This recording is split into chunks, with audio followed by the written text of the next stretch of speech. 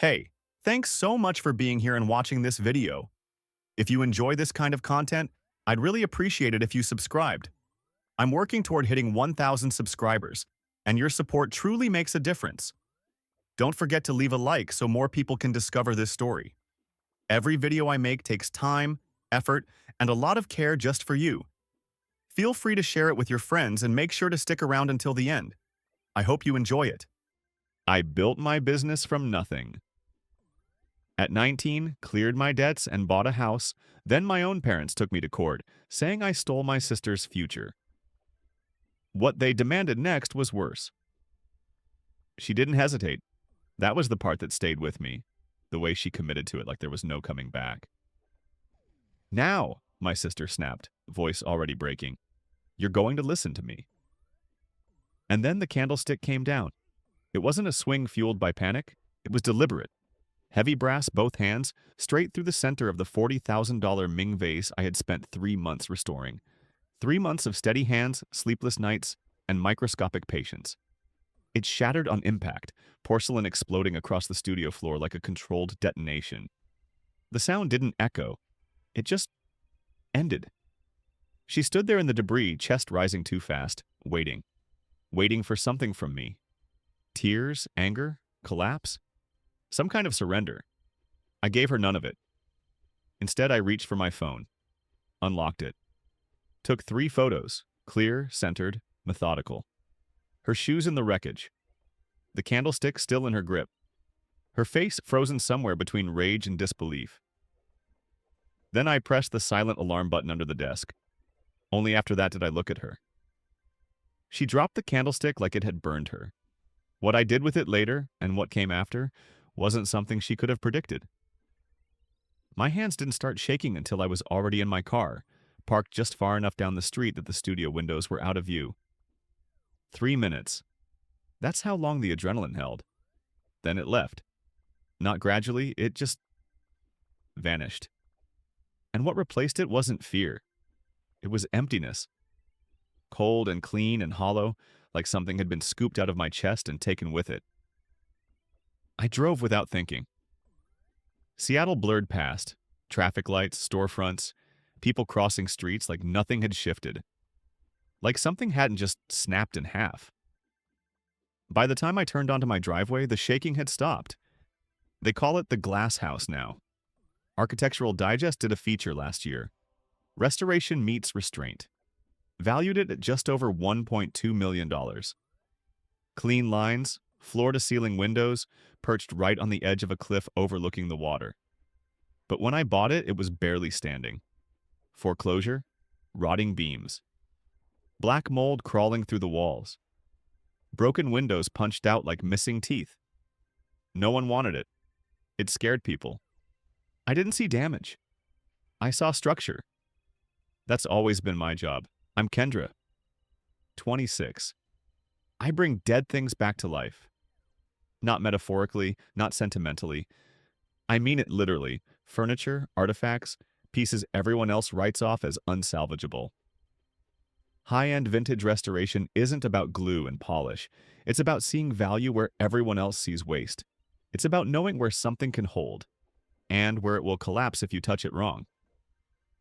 I didn't learn that in a classroom. I learned it growing up. In my parents' house, I wasn't the focus. I was the infrastructure. The quiet system running underneath everything so nothing broke too loudly. My sister, Brittany, was the event, the performance. The one my parents, Richard and Susan, built their entire narrative around. I was the one who fixed the Wi-Fi when it went down, balanced the accounts when they overdrew, cleaned up whatever mess Brittany left behind, literal or otherwise. I was useful, just never visible. I stepped into my living room and let the silence settle around me. It wasn't empty, it was controlled, intentional. Every surface had passed through my hands. Every detail had been stripped down and rebuilt. I ran my fingers along the teak paneling on the wall, sanded it myself, refinished it myself, inch by inch until it stopped resisting. My parents like to tell people they made me. At the country club, over drinks, they talk about how they gave me my start. Seed money, support, opportunity. They tell it like they built something successful. What they don't mention is the ledger. When I was 19, they handed me $5,000, not as help, but as a transaction. A way to move me out so they could turn my bedroom into a filming space for Britney. Lighting rigs, backdrops, a set. I paid that money back in 6 months, with interest. Everything after that, every tool, every supply order, every auction bid, came from me. From 80-hour weeks and hands that bled more than once. But facts don't hold weight in my family. We operate on something else. A kind of distorted accounting system where success isn't earned, it's redistributed. To Richard and Susan, there's only so much luck to go around. So if I have something, this house, this business, it means I took it from Britney. In their version, I didn't build anything, I stole it. I walked into the kitchen and poured a glass of water, not because I was thirsty, but because my body needed something to do. The security monitor flickered in the corner. The studio feed was still active. The police had already come and gone. The cleanup crew I'd hired was moving through the space, sweeping porcelain into quiet piles, efficient, detached. I zoomed in. The spot where the vase had stood was empty now, just a faint outline where dust hadn't settled yet. She hadn't just broken an object. She'd aimed for something else.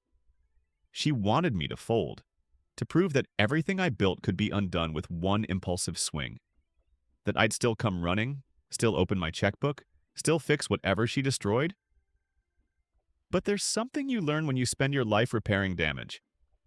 You learn where the cracks really are, and more importantly, you learn when something isn't worth saving. My phone buzzed against the counter. One message. From my mother. We need to talk. Now. No apology. No acknowledgement. Not even a question, just the expectation. I didn't respond. I turned the phone face down, took a slow sip of water, and watched the last light disappear behind the trees outside. They thought this was the beginning. They didn't realize I'd been preparing for this for years. It took them exactly 7 days to regroup. 7 days where I didn't reach out, didn't argue, didn't explain. I documented everything, every shard, every angle, filed insurance claims I already knew would be challenged, moved my most valuable inventory off-site. Quietly, thoroughly.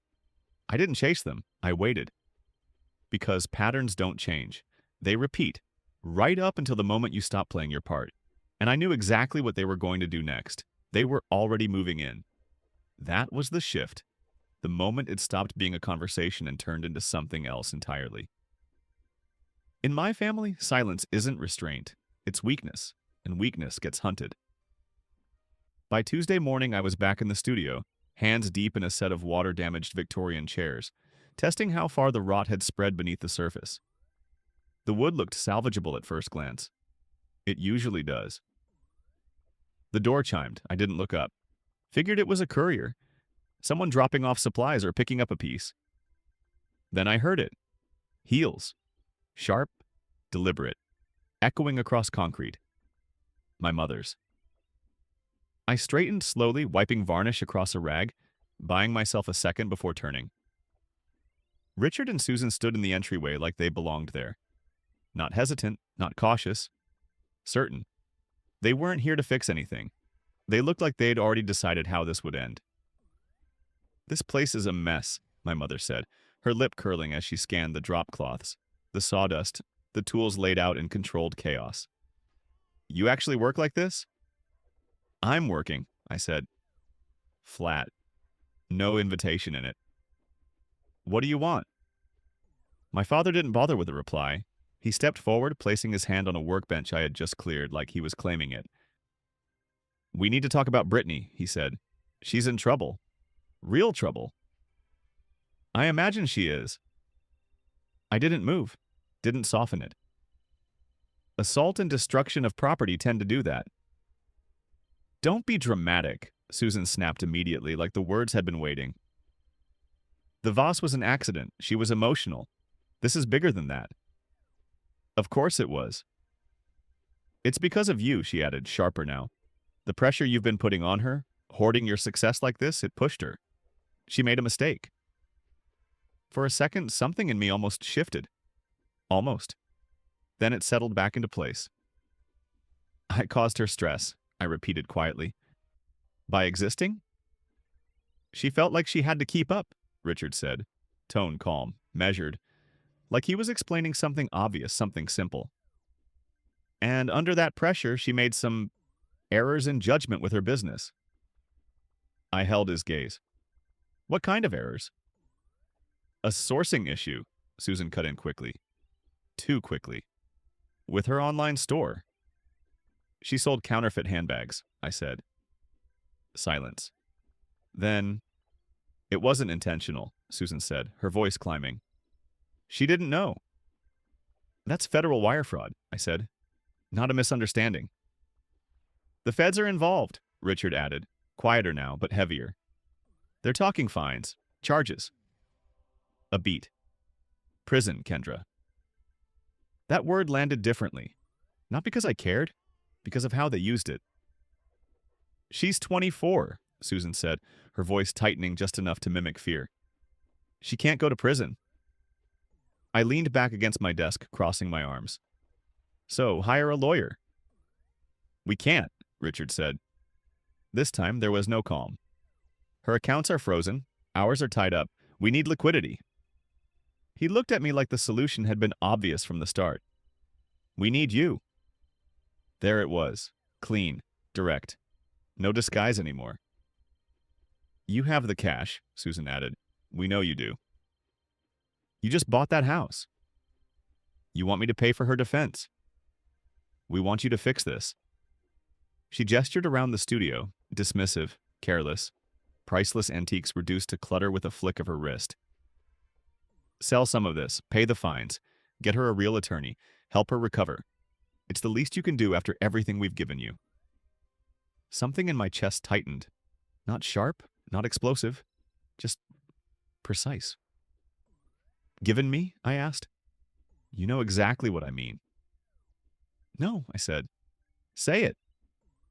Richard stepped forward again, voice rising. We gave you your start. Those pieces, those chairs, that table, that was family property. We let you take it. You turned it into this... He gestured broadly. This business. His jaw tightened. While your sister struggled. There it was. The version they'd rewritten so many times it became real to them. You built all this, he said, quieter now, more dangerous. On our backs. I looked at him. Really looked. The certainty, the entitlement, the absolute absence of doubt. They believed it. Every word. I'm not selling anything, I said. No hesitation, no edge, just fact. And I'm not paying her legal bills. The shift was immediate. Susan's expression hardened first. Then you're sending your sister to prison. I'm refusing to be robbed twice. You're choosing money over blood. I'm choosing not to participate in this. Silence snapped between us, heavy, pressurized. Get out of my studio. They didn't move, not right away. Richard stepped closer instead, lowering his voice. You think that house protects you? He said. All that glass, all that image. His eyes locked onto mine. Glass breaks, Kendra. A pause. If you don't help us, we'll take what we're owed. Not loud, not dramatic, just inevitable. Then they turned and walked out. No slam, no final word, just the sound of heels fading again across concrete. I stood there long after the door closed, heart steady, too steady. Because they were right about one thing. They wouldn't stop. People like them don't retreat. They escalate. I looked around the studio, at everything I had spent years building, protecting, restoring. Fragile, valuable, exposed. A lock wasn't going to stop them. Not this time. I didn't need stronger walls. I needed something else. Something they wouldn't see coming until it was already too late. A trap. I didn't sleep that night. Not because I was afraid, because I was working through it, layer by layer. Richard's words looped once, just once, before I let them settle. Glass breaks. Yes, but not all glass breaks the same way. Tempered glass, the kind I use to protect high-value pieces, is designed for pressure. It doesn't crack under impact the way people expect. It holds. Until the exact moment it doesn't, and when it goes, It shatters on its own terms. I stopped thinking like their daughter sometime around 3 a.m. Stopped reacting, stopped defending. They fed on that, on guilt, on chaos, on emotion. If I wanted this to end, I had to change roles, completely. By morning, I knew exactly what they needed to hear. I called my father, kept my voice even, soft enough to sound tired. I have a solution, I said. A pause on the line, then, good, he replied. Meet me at the office. They arrived right on time, no hesitation, no suspicion. Brittany was with them, oversized sunglasses hiding most of her face, but not the swelling underneath. She looked smaller than usual, contained, for now. Richard and Susan walked in first, not cautious, not grateful, victorious, like they'd already won, and were just waiting for me to admit it.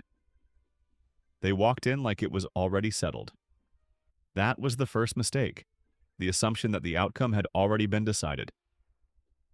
They took their seats across from me at the conference table. Cold steel, industrial, the only thing in that room I hadn't rebuilt with my own hands. I'm glad you came to your senses, Richard said, loosening his tie like he'd just closed a deal. We knew you'd do the right thing eventually. A small pause. Family helps family. I didn't react to that. I just slid the binder across the table. I can't pay the fines directly, I said. Calm, controlled. My liquidity is tied up in inventory. Susan's eyes narrowed slightly. But, I added, I can buy the debt. That slowed them down. She picked up the binder, flipping it open without really reading. What does that mean? It means, I said, folding my hands on the table, I become Brittany's investor. Now Brittany leaned forward a little. I cover legal fees, restitution, rebranding, everything required to keep this from escalating into prison time. I let that word sit there again. In exchange, I continued, we form a partnership. I handle financial oversight. Brittany handles creative. Brittany pushed her sunglasses up, finally engaging. So, you pay for everything, she said, and I keep running my brand? I met her eyes. Essentially, it wasn't the truth, but it was close enough to something they wanted to believe. There are protections, I added, tapping the signature tabs. Standard agreement language. Since I'm providing capital, I need security. Richard didn't even open the binder, he just smiled. That same smile, the one that used to shrink me without a word. See, he said, glancing at Susan. I told you she'd step up. Then to me, you're finally acting like a sister, Kendra. A beat. About time you shared the wealth. Something flickered in my chest. Not anger. Recognition. Section 4, I said, keeping my voice even, pointing to the page. Covers assets. Brittany doesn't have physical collateral, so the brand itself is used as security. Intellectual property, digital accounts, naming rights. Standard structure. Susan waved it off like paperwork was beneath her. Brittany, just sign it. She's paying. Let her feel important with her documents. Brittany didn't hesitate. Didn't scan, didn't skim. She grabbed the pen and signed. No pause, no questions. No awareness of page 14, the clause that mattered, the one referencing the UCC1 filing, the one that turned this from help into leverage. She wasn't accepting support. She was attaching her entire existence, her brand, her audience, her digital identity, to my capital as collateral. To them, it was a bailout. To me, it was a transfer waiting to happen. Done, Brittany said, dropping the pen with a small smile already forming.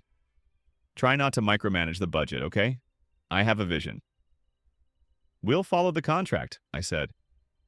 Nothing more. They left like they'd won something. High fives. Laughter already building. Talking about dinner plans before they even reached the door. Relief. Celebration. They thought they had secured a blank check. I watched them through the glass walls of my office until they disappeared from view. Then I picked up the contract. The ink was still wet. They thought it was a partnership. It wasn't. It was a confession they didn't know they'd made yet. The silence that followed lasted exactly 89 days. 3 months where I did exactly what they expected. I paid the fines, I wired restitution, I hired developers to rebuild her site, approved ad spend, managed cash flow, cleaned everything up quietly, efficiently. Brittany went back online within weeks, posted carefully staged photos, new office, new energy, fresh start. Her followers ate it up. 500,000 people watching her narrative reset in real time. She never mentioned me, not once. To them, she was rebuilding herself. To me, she was operating on borrowed time. The breach came exactly when I expected it, because habits don't break, they just pause. It started small. A charge on the company card, spa day, filed under client relations, then another. A flight to Tulum, labeled content shoot. The photos told a different story. By the end of the month, unauthorized spending hit 12,000. I didn't call, didn't text, didn't warn. I just opened my laptop, logged into the registrar. Because of the power of attorney clause, buried exactly where it needed to be, I didn't need her approval. I just needed justification, and she'd handed me plenty. At 2 a.m. on a Tuesday, I executed. No hesitation. First, the website. DNS rerouted. Clean, immediate. Her storefront disappeared and redirected straight into my restoration portfolio. No announcement, just gone. Then email. Passwords reset. Access revoked. Silence. Then the final piece. The account that mattered most, her Instagram. 500,000 followers. 5 years of curated identity. The notarized transfer agreement made it simple, legal, irreversible. I didn't delete it. That would have been emotional. I just changed it. Handle first. From at Brittany Lifestyle to at Kendra's Restoration Diary. Then the content. Every post. Archived. Gone from public view in seconds. 5 years of selfies. Brunch tables. Filtered captions about growth and journey. Erased, replaced with one image. Sharp, high resolution, an 18th century cabinet I had restored from collapse. Perfect. Immovable. Unmistakably mine. And then I waited. Because the moment she noticed, everything was going to break. She didn't just find out, she detonated. The caption had already been live for hours. True value is built, not bought. Welcome to the new chapter. I was asleep when her world disappeared. The pounding on my front door dragged me out of it. Not knocking, impact. Repeated, frantic, almost off rhythm. 7 a.m. I didn't rush. I checked my phone first. 47 missed calls. I already knew who it was. By the time I opened the door, I had coffee in hand. Brittany stood there like something had come apart mid-sentence. Mascara smeared, hair unbrushed, her phone clenched so tight her knuckles were white. "You deleted me," she screamed. Not accusation, not confusion. Certainty. "You deleted my life, my followers, my brand. I can't log in. It says I don't own the account." I took a sip of coffee before answering. "You don't." The words landed harder than anything she'd said. "You defaulted on the agreement," I continued, calm, measured. Section 8, subsection C. Misuse of funds triggers immediate asset forfeiture. She blinked like her brain hadn't caught up. "The brand was collateral," I said. "You spent the money." A pause. "I took the collateral." No, you can't do that," she snapped, stepping forward, reaching like she might grab something, my phone, my arm, anything that could reverse it. "That account is worth millions. It's my identity." "It was worth millions," I corrected. I watched the shift happen in real time. "Now it's a marketing asset." I tilted my phone slightly. "And based on engagement this morning, your followers prefer antique wood to your vacation selfies." Her face twisted. "I'll sue you," she said, voice dropping lower, sharper. "Mom and Dad will destroy you. Give it back." "There's nothing to give back." I didn't raise my voice. "The account is legally mine. The debt is cleared. You're free, Brittany." A beat. "No charges, no fines." Another. no income. That's when it hit her. Not all at once, but enough. Her breathing changed. Shoulders tightening, eyes flicking past me like she was trying to locate something that wasn't there anymore. For the first time, she wasn't looking at me like a sister. She was looking at me like a locked door. She turned without another word and ran. Didn't slam anything, didn't threaten again. Just ran. Already dialing, already collapsing into whatever version of help she thought still existed. I stood there a moment longer, not watching her, just feeling it settle. Not satisfaction, not relief. Something quieter. Cleaner? Then I went back inside and finished my coffee. I thought it was done. I thought I'd closed it clean. I was wrong, because while I was ending something, my father was setting something else in motion. I locked my office later that morning with that same assumption, that everything had finally stabilized. Brittany's leverage was gone. The debt was resolved. The noise had stopped. For the first time in years, it felt contained. I grabbed my bag, turned toward the exit, and the door shut before I could reach it. Not slammed, controlled. I looked up. Richard stood on the other side of the glass, already smiling. That same expression. Cold. Measured. Predatory. Susan hovered just behind him, silent for once. "Going somewhere?" he asked. Like this was still a conversation he controlled. "It's finished," I said. No hesitation. She breached, I enforced. He laughed, actually laughed. Then he handed me an envelope. "You've been served." The words didn't land immediately, not until I opened it. Constructive trust. They were claiming the $5,000 from when I was 19 wasn't a loan. It was investment capital.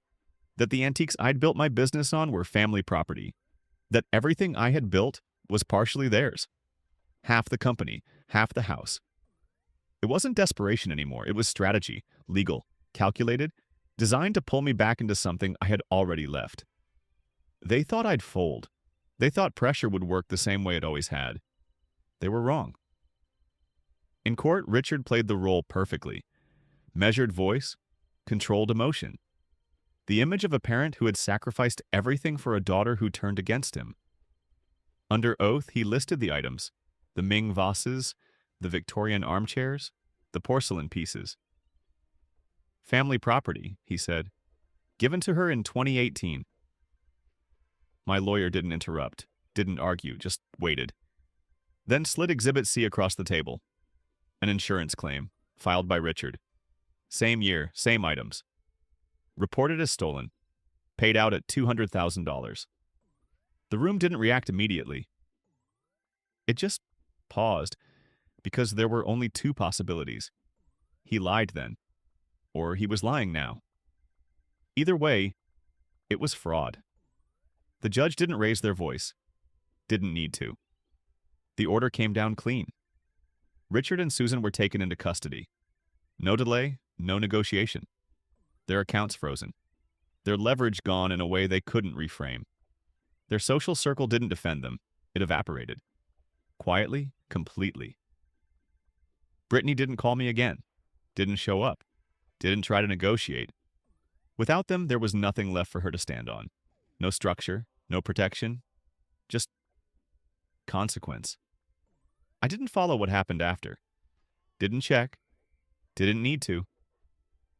That night, I went home. The glass house was quiet. Exactly the way I built it to be. I pulled a damaged chair into the light and started sanding. Slow, even strokes, layer by layer. The surface resisted at first, it always does. But eventually, the rot shows itself. And once you see it clearly, you don't try to fix it. You remove it. Completely. My parents tried to claim my future. Instead, they erased their own. And what's left now isn't fragile, not anymore. My house, my company, my life, mine.